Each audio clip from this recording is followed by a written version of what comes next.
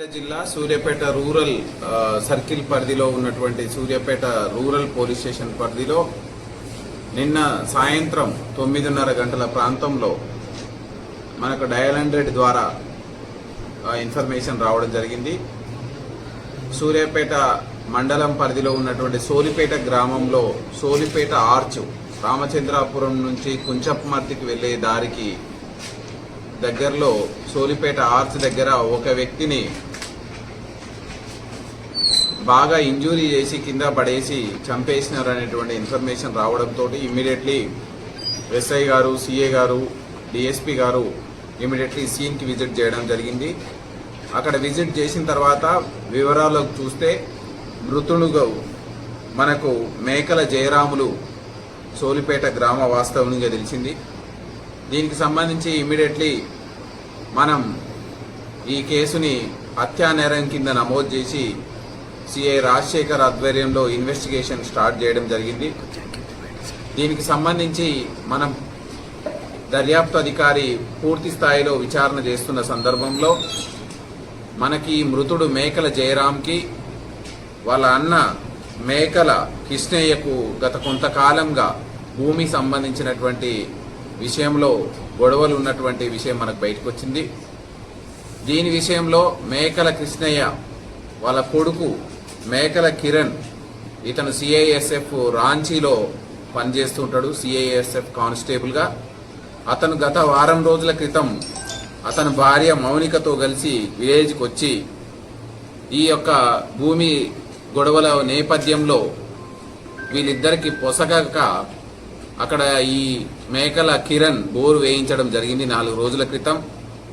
నిన్నటి రోజు ఆ బోరుని ఫిట్ చేసి వాటర్ను పోయించిన తర్వాత సక్సెస్ఫుల్ అయినాక అక్కడ ఈ నలుగురు మేకల కిరణ్, మేకల మౌనిక, వాళ్ళ తండ్రి మేకల కృష్ణయ్య, మేకల లక్ష్మమ్మ, దీంతో పాటుగా మృతుని ఇంటి పక్కనే ఉన్నటువంటి మట్టపల్లి రామచంద్రుడు, వీళ్ళకు కూడా మృతునితోటి గత కొంతకాలంగా ఇంటికి సంబంధించిన విషయాల్లో పంచాయతీ నడుస్తుంది. ఈ 5గురు అక్కడ కూర్చొని దావత్ చేసి తాగి ఆ సందర్భంలో మనకు ఉమ్మడిగా శత్రువుగా ఉన్నటువంటి మేకల జయరామును ఎలిమినేట్ చేస్తే మనకి పొలం విషయంలో, పంచాయతీ విషయంలో మనకు అడ్డు ఉండదు, అదేవిధంగా ఇంటి విషయంలో మనకు అడ్డు ఉండదు అనేటువంటి నేపంతో ఇతను ఎట్నైనా ఎలిమినేట్ చేయాలి ఈ రోజు అని చెప్పి వాళ్ళు నిర్ణయించుకున్నారు. వాళ్ళ పథకంలో భాగంగా సాయంత్రం దాకా పొలం దగ్గరనే వెయిట్ చేయడం, మేకల జయరాములు ఆ పొలం దగ్గరికి వచ్చిపోయేది చూసి అదను కోసం వేచి చూసి ఆ తర్వాత వాళ్ళ అమ్మా నాన్న ఇంటికి వెళ్ళిపోయారు.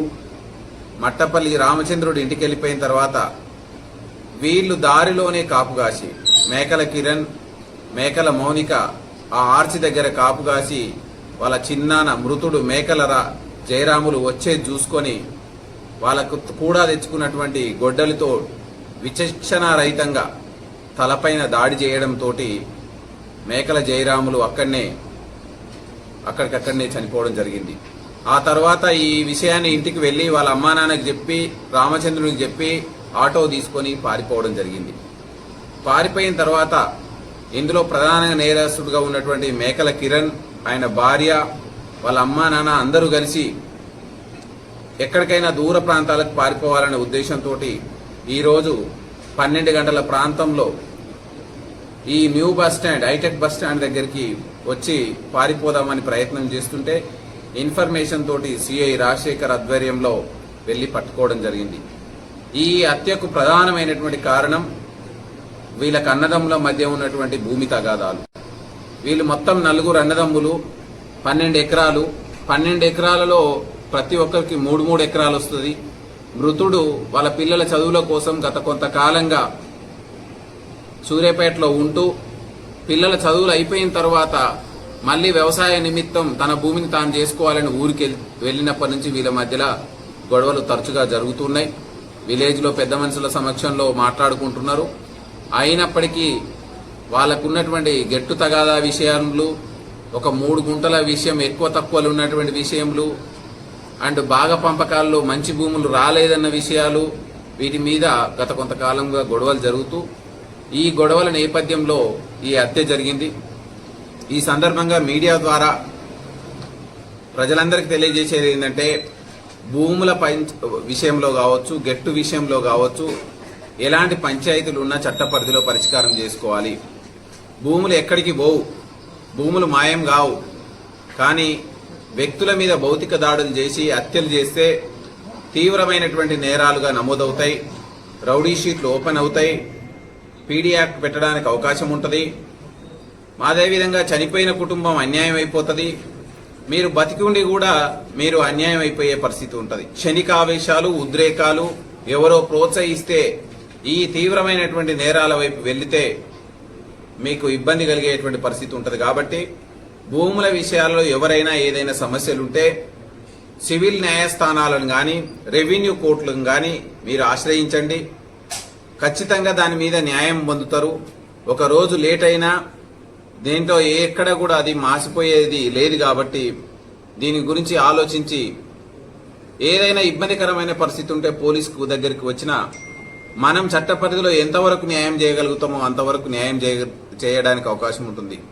సో ఈ కేసులో 5 నేరస్తులు అంటే ప్రత్యక్షంగా మేకల కిరణ్, మేకల మౌనిక, అదేవిధంగా దీనికి పథకంలో ప్లాన్ చేసినటువంటి మేకల కృష్ణయ్య, మేకల లక్ష్మమ్మ, అదేవిధంగా రామచంద్రు, వీళ్ళ 5 ఈరోజు మనం అరెస్ట్ చేయడం జరుగుతుంది.